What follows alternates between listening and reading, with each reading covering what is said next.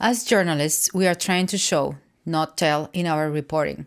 Before telling you about ourselves and CIC, we'll open by showing an example of how CIC tells underreported stories of social injustices via music and film.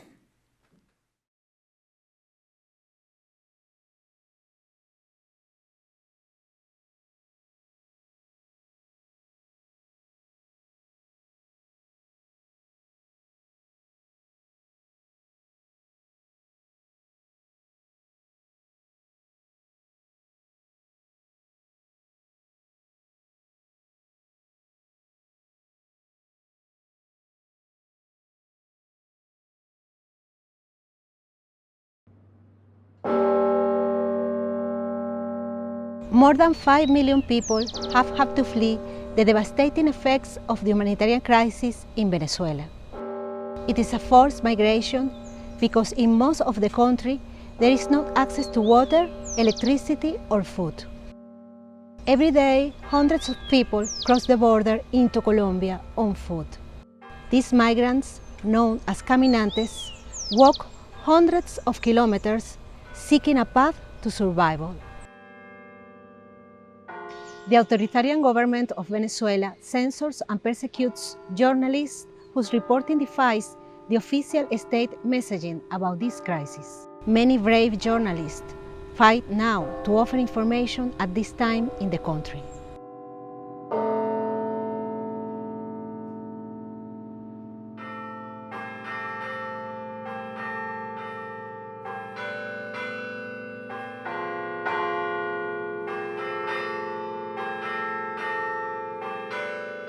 For centuries, stories of journeys were documented via the arts, painted on cave walls, recited by bards in epic poems, and composed by troubadours in music. As contemporary storytellers, we tell underreported stories of social injustices via the arts, via music and film. We tell them to create awareness in audiences today and to preserve these stories for future generations. With collaborative investigative composing, we tell these stories via the carillon or bell tower. The sound of the bells can travel for up to 2 miles away, so we have audiences we can't even see. Bell towers originally, and the sound of the bell served for communities as timekeepers and as messengers. I asked Marielba which themes or sounds would best depict the caminante's journey. While she plays the themes on the carillon, I document them in music notation and color code them to develop later. During this part, I am trying to imitate the rhythm of the caminantes during the walking.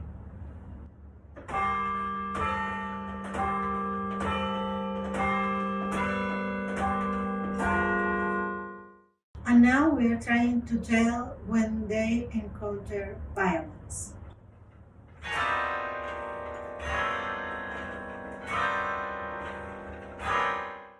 Through many drafts of the Caminante's composition, I continue to develop Marielba's walking and violence themes as I compose the rest of the music.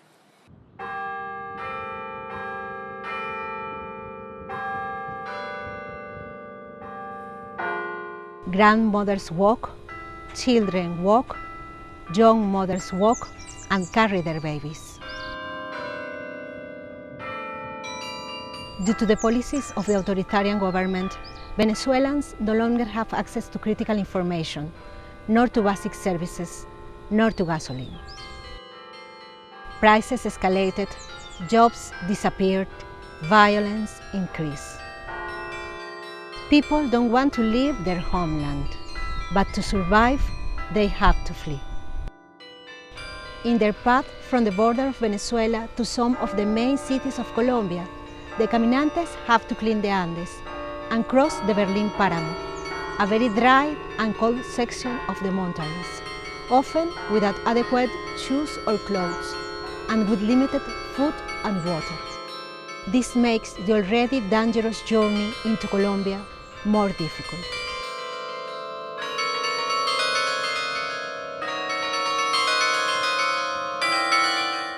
Collaborative investigative composing is like unraveling a tapestry. Every time I meet with Marielba, there are more threads of the story to unravel, and then to continue composing Caminantes.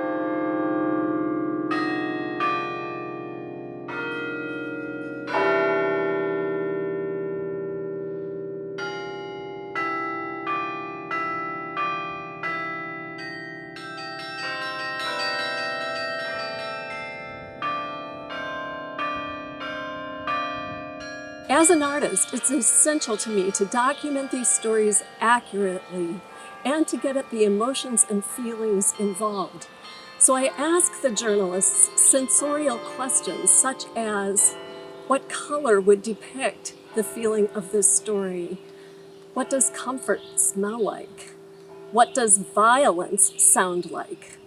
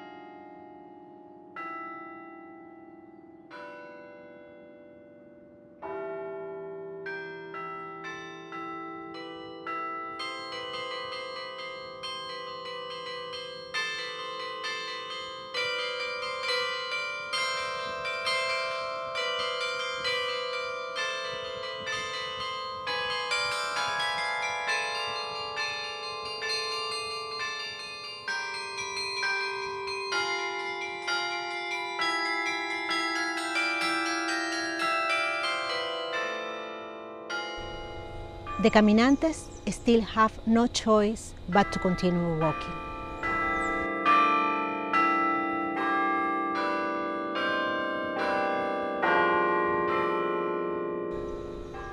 It is the will to survive. It is the will to have a life.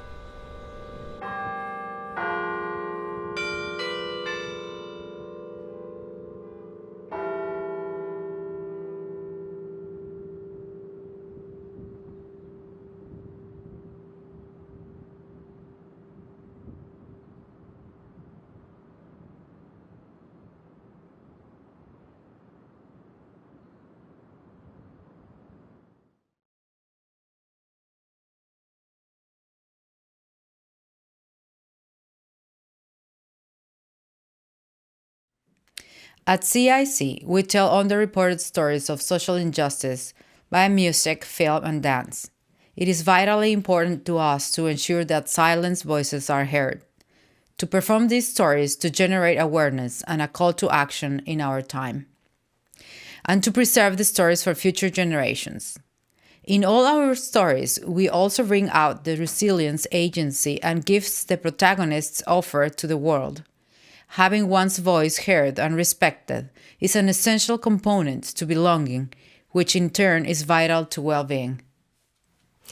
Our esteemed CIC journalists are trained to present information from multiple perspectives, fact-checking all along the way.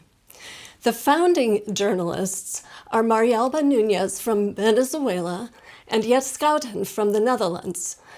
They came as Knight Wallace Fellows to the University of Michigan, as did Tracie Mauriello and Ana Avila. Marielba and Jet signed up for carillon lessons after I presented on the carillon about storytelling, because they realized that the carillon could help tell stories that were censored, for instance, in Venezuela, or that were too difficult to tell in words alone, as was the case in one of Jet's stories.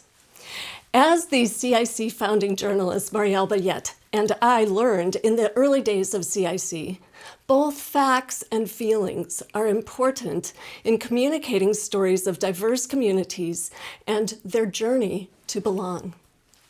Most often, our first version of a CIC story is for the carillon, or bell tower, and from there I compose CICs for solo organ and for instrumental and choral ensembles.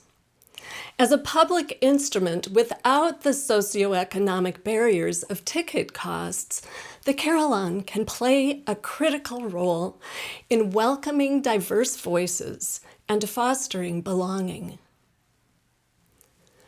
In their 2021 International Carillon Conference presentation, Australian carillonists Dr. Grace Chen and Dr. Anna Wong described the carillon's potential role in supporting a community's well-being and identity.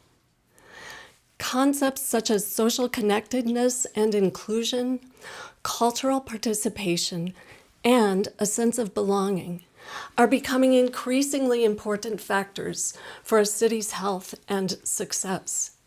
Key outcomes of this policy approach include good physical and mental health of a population to alleviate the burden of chronic disease and antisocial behavior.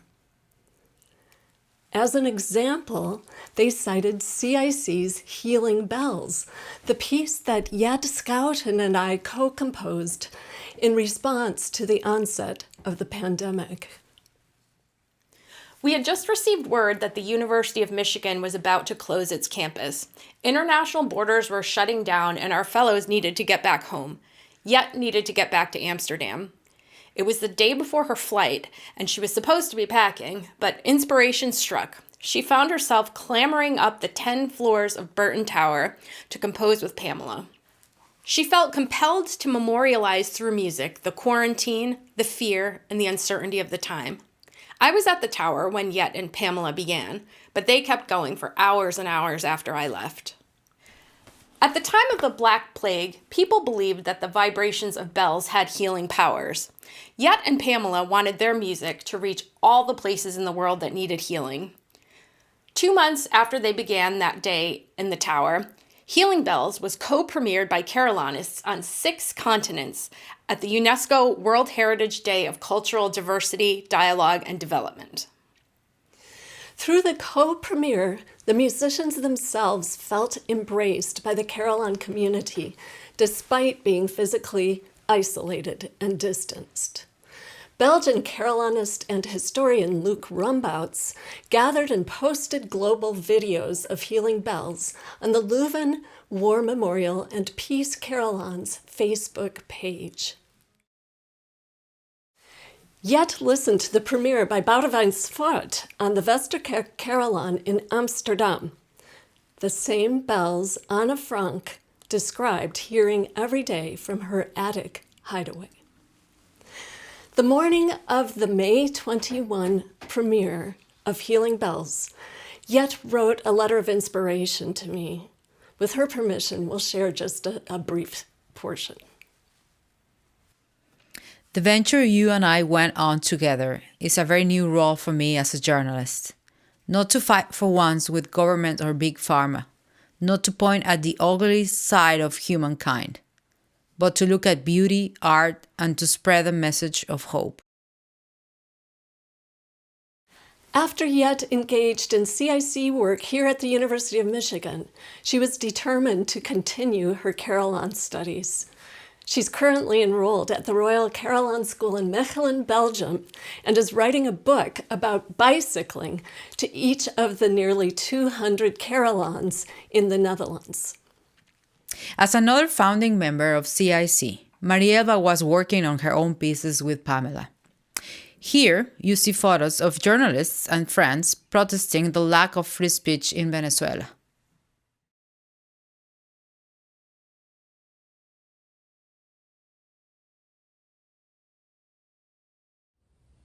In recent years, in my country, Venezuela, we have experienced media closures, continuous restrictions of free speech, growing censorship of journalists, many of whom have had to go into exile, and the growth of information deserts, places news never reaches. The digital world is not a refuge or an alternative due to continuous service failures, as well as, for most people, inaccessible internet. Amid this difficult panorama, journalists have been forced to look for alternatives to communicate the reality that people experience, that is very different of the official version that the government is trying to impose through communicational hegemony.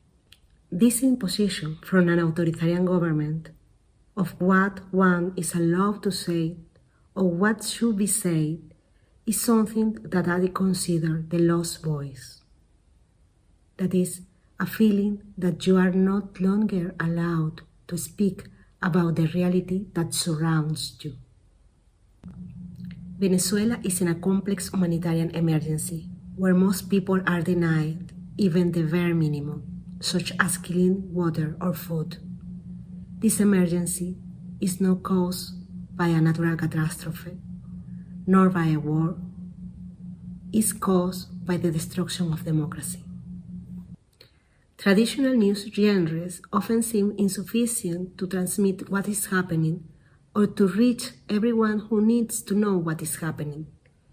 In these circumstances, art can provide a remedy to this impossibility to communicate pain, suffering, or the courage to survive. A couple of years ago, I began exploring documentary poetry, a form of poetic expression based on archives, journalistic, and historical text. That same year, thanks to the Nye Wallace Fellowship for Journalists, I came to the University of Michigan and I learned about the work of Pamela on music and social injustices.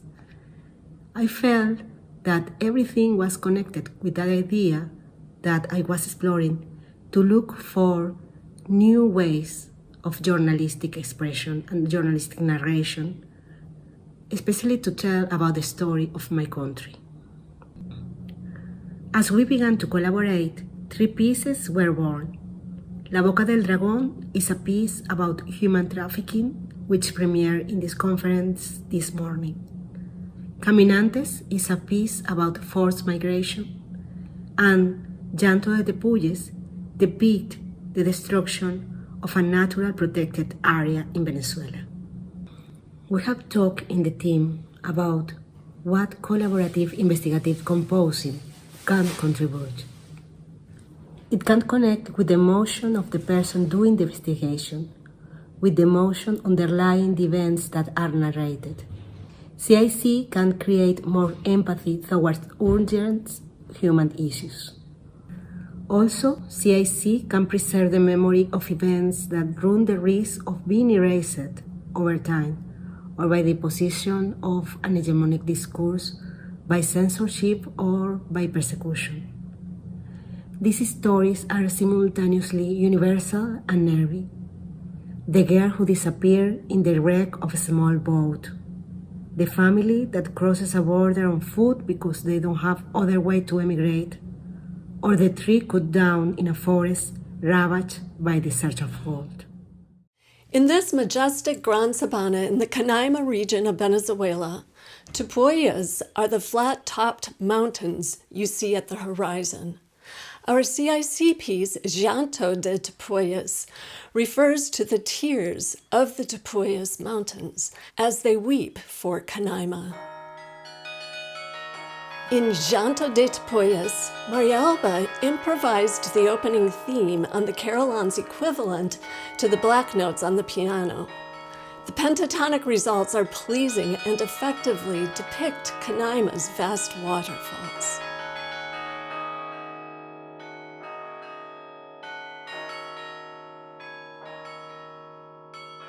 The unique species of animals, birds, flora, and fauna, as well as the indigenous Pemon people displaced by gold mining, are also represented. Loud pedal trills represent the excavators that destroyed the ecosystem.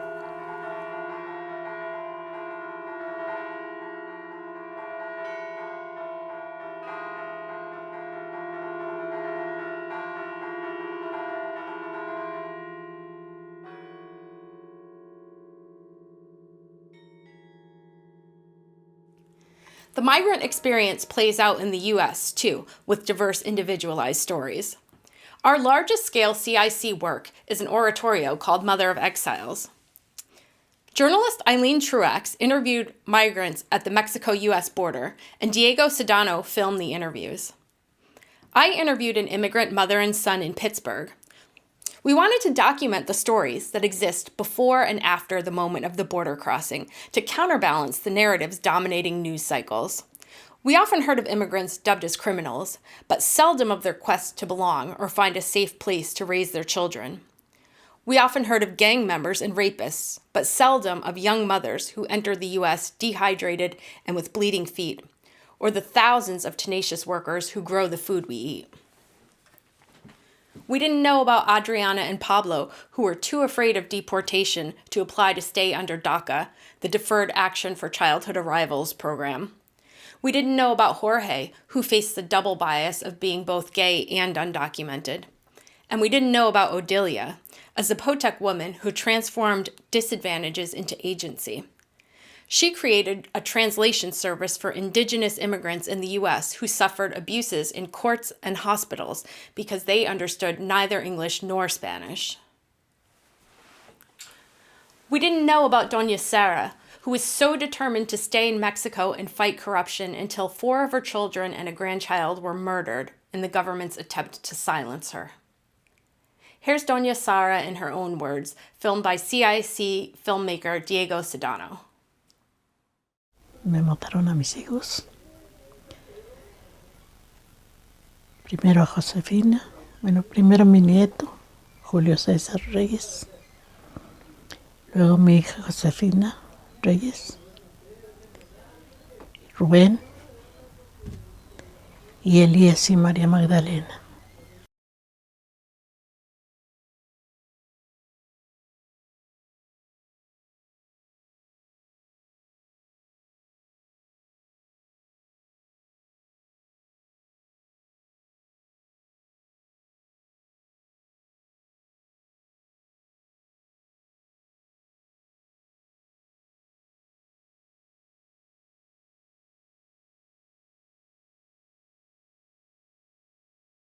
Siempre anduve con ellos en todo lo que hacíamos,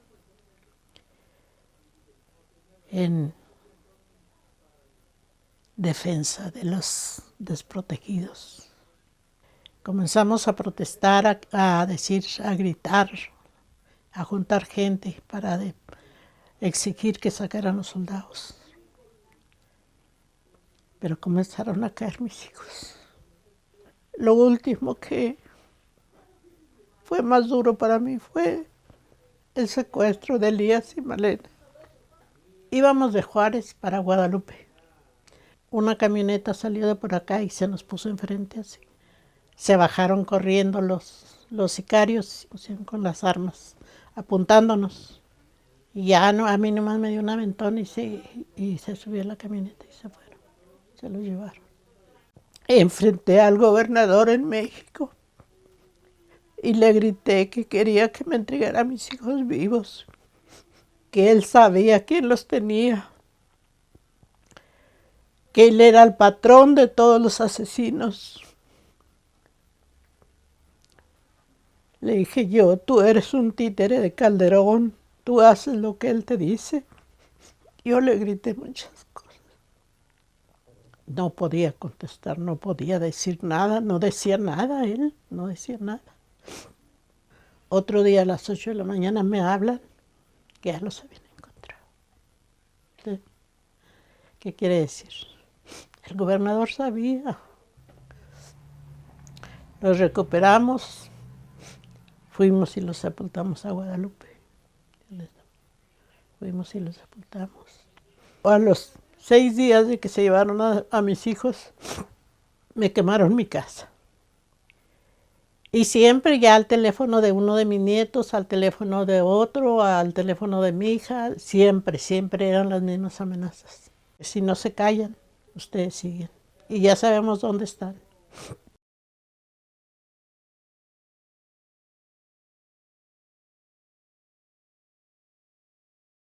Entonces, el exilio es nomás una protección. ¿sí? Aquí te vamos a proteger de tu país y total.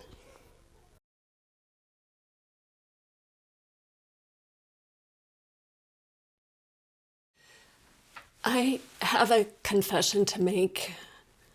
When I first watched Doña Sara's video and heard her words, I approached it, or I thought I was approaching it, as a composer who was collaborating with these journalists about this story. But as soon as she started talking, I was listening to her as a mother.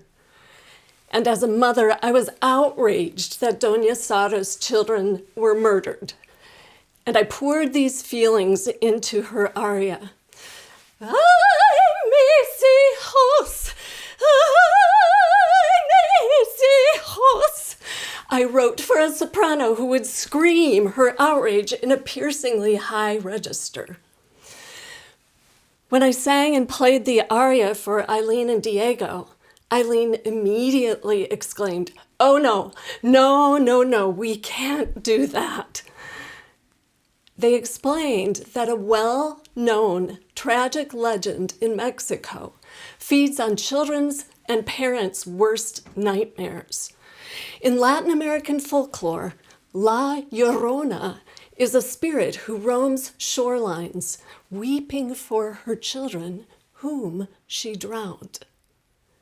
In the legend, La Llorona steals children, and she wails the exact text I unknowingly set for Doña Sara. Ay, mis hijos, ay, mis hijos. I was dumbfounded at the enormous mistake I would have made had we not been collaborating with journalists who have lived experience. I continue to carry this life lesson as a compass in my DEI arts work. I don't know what I don't know about cultures that are not my own. In our CIC collaborations, we rely on each other to ensure that the stories are told and presented accurately and sensitively.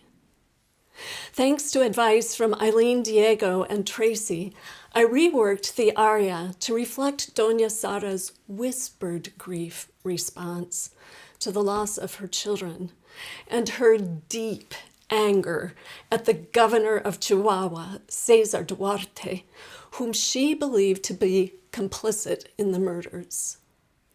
This time, Eileen and Diego confirmed that the music matched Doña Sara's story. Reporting on tragedy takes a toll on journalists. We experience secondhand trauma and rarely have a safe venue to process it. Instead, we move on to the next story, which might be just as traumatic. One of Ana Avila's positions in Mexico was working for a women's rights organization against gender violence. Ana courageously shared her own story of domestic violence, including the agency it took for her to leave an abusive relationship. I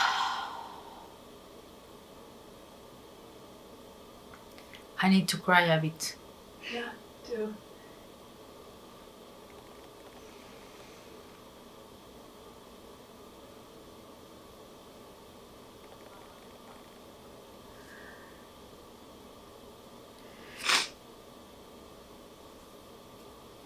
Okay.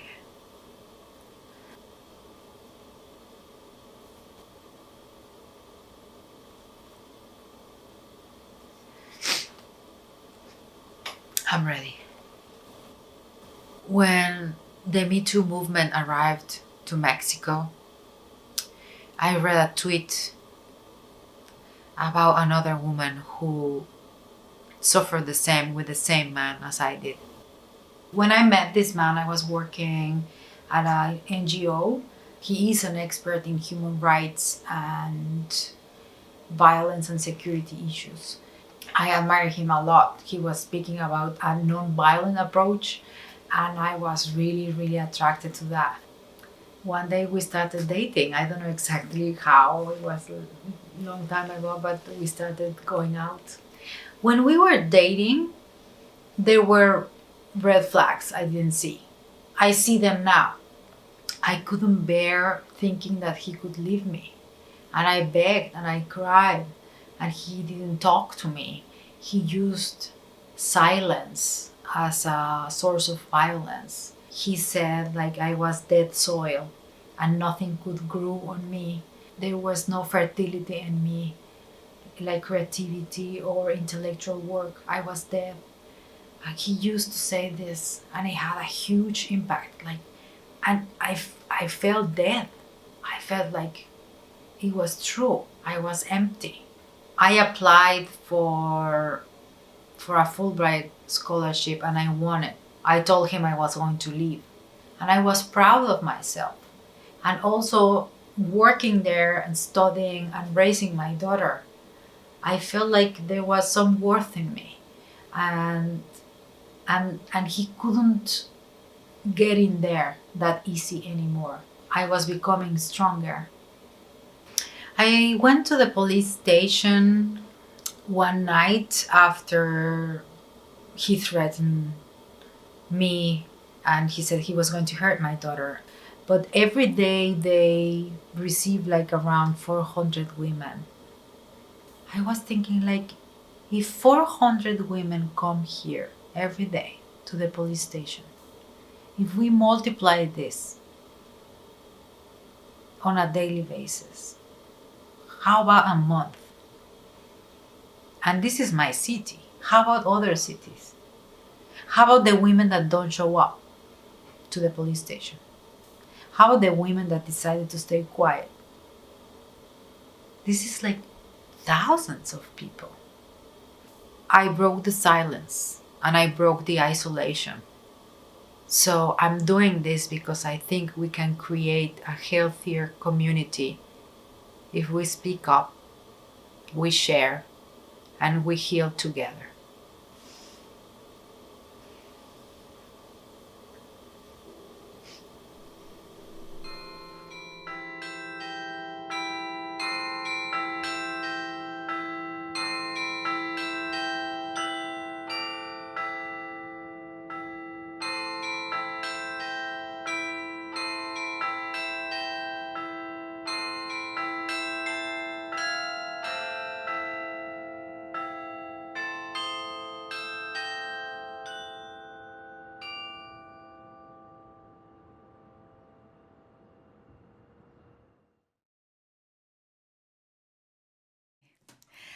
I decided to share my story when the Me Too movement arrived in my home country, Mexico.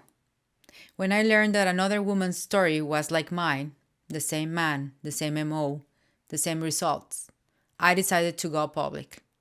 I needed to tell her that she wasn't crazy, that she wasn't alone. The most positive outcome was the collective healing, which included mine, of course. Women started writing to me and asking for help. I had a document with shelters, pro bono lawyers, therapy support groups, and I was ready to be there for them. In every phone call, in every coffee, when I listened to their stories and I shared mine, I overcame the pain, the shame.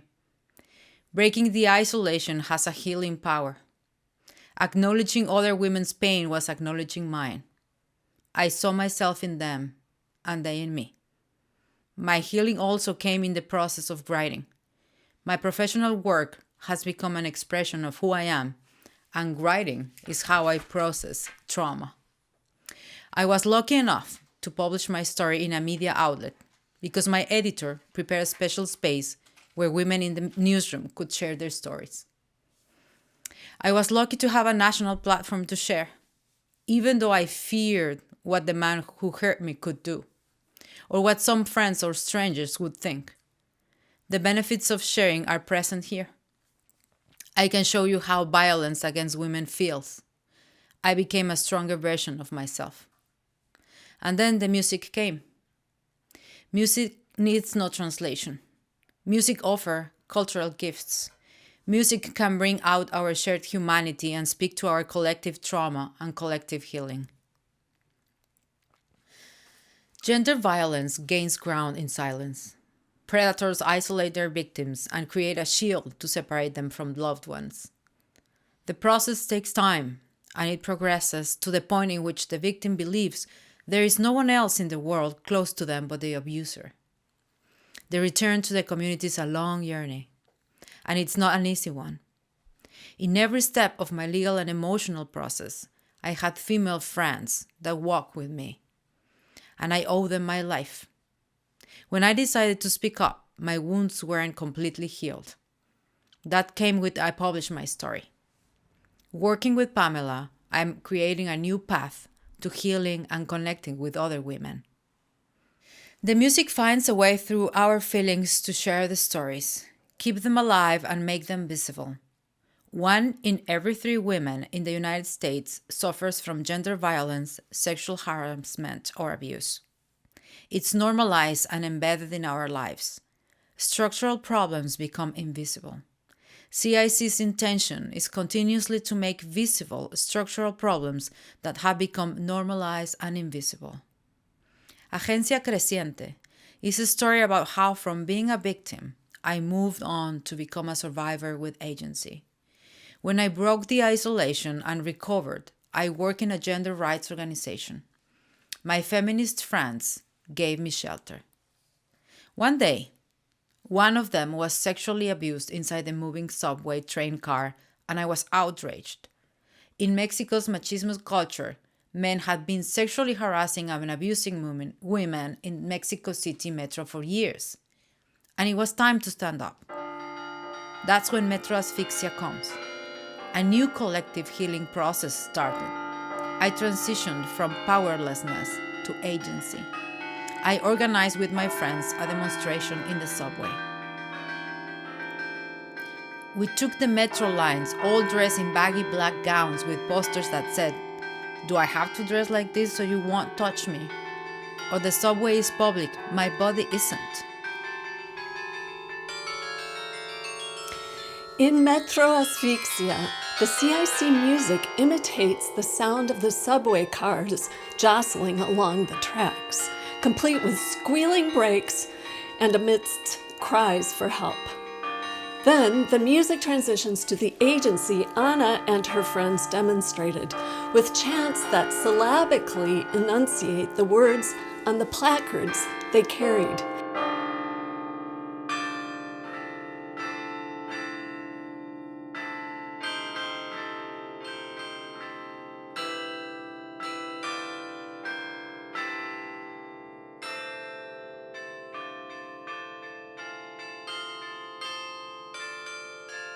The media were there, and thanks to social media, we live-streamed our demonstration. The government responded. They wanted to take measures to stop the violence. Instead of holding men accountable, the government gave the women whistles and set up a small stands in the metro where women could file complaints that went nowhere. These measures merely served to give a pretense of government action. Women worked for change, and some superficial changes were made, but they are still fighting. We have witnessed that through the process of storytelling, creating music, and sharing trauma experiences, there is collective healing. The journalism techniques sustained with accuracy, impartiality, transparency, fact-checking, compassion, and ethics give agency to individuals respecting their human rights.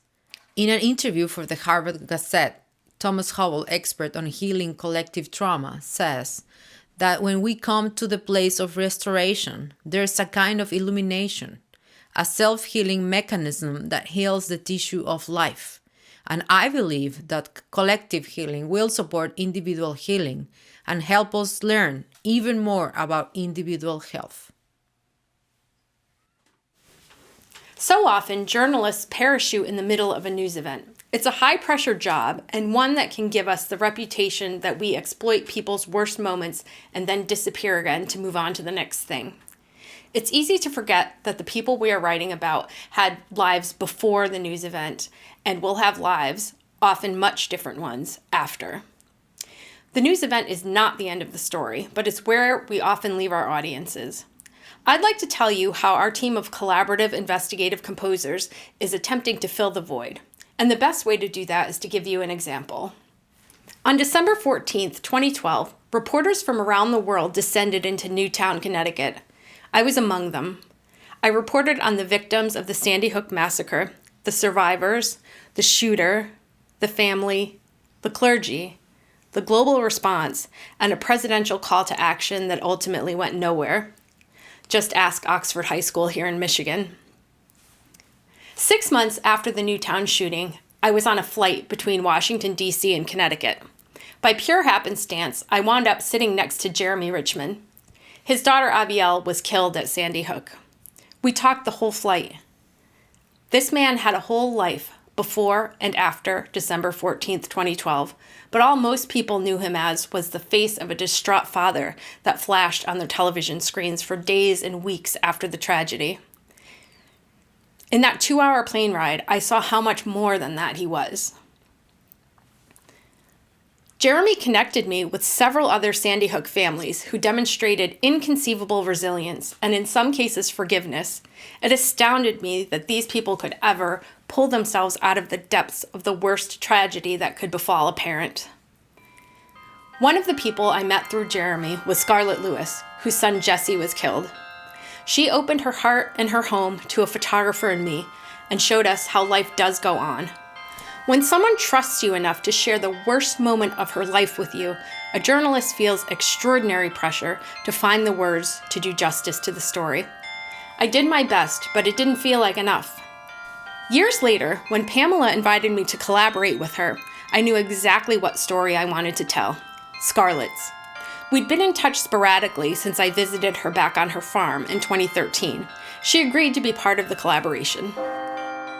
Here are some excerpts of the Nurturing Healing Love music, which captures Jesse's gentle play with rubber ducks and his ardent work marching around the perimeter of the farm, guarding the farm, while wearing camouflage snow boots, no matter the weather. The title of the piece came from a message Scarlett found on the chalkboard in her kitchen right after Jesse died.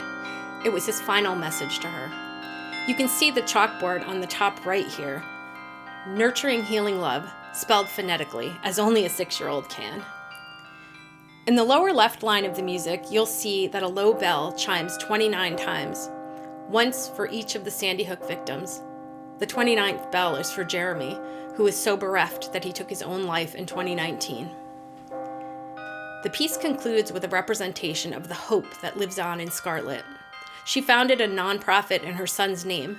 Through Jessie Lewis Choose Love, Scarlett and her team have mentored adults and children in 110 countries, teaching them to choose love instead of bullying. Per Scarlett's request, the concluding Choose Love theme is laced with wisps of angels we have heard on high. Scarlett worked with Pamela to shape the piece so the emotions it evoked were authentic to her.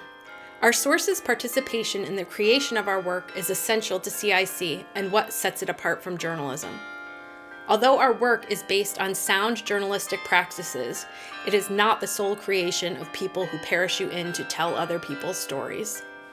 In creating CIC, we talk a lot about positionality. It is important to us that we aren't just telling other people's stories, but that we are providing a pathway for them to tell their own. These are their stories, not ours. We are lending our words, music, and visual expertise, but the story is the center of everything we do. The story always comes first. Thank you.